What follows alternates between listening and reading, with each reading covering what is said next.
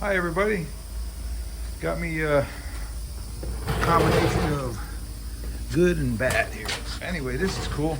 This dipstick that was on a transmission didn't come with the thing to bolt it to, so I got to make one of these suckers, and then I'm gonna paint it, then put it back on the tranny before I put it in, because I don't think there's a very much room to work on that when the thing is in the car. So that's what I'm doing. I had to sandblast this because it was a little surface rust and crap like that. Then I treated it with the metal rust stuff. And today's a beautiful day out. So this is what we're working on today.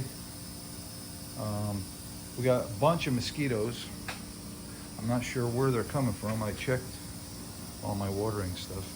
Anyway, get right back to you. All right, we're back. I forgot to do the video of the dipstick tube, but let's see, you can see that thing I made right there. Yep, there you go. Made that bracket for the dipstick tube, and it's not touching the motor or the firewall, so I made sure it wasn't gonna vibrate.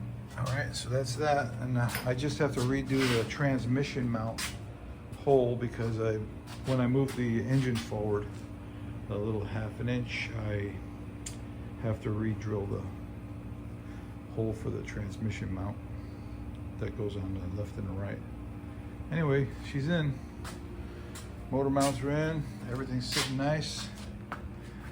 It's not touching anywhere. I just took my time, didn't scratch anything. Really cool. I can start doing other shit. All right. Sounds like a plan to me.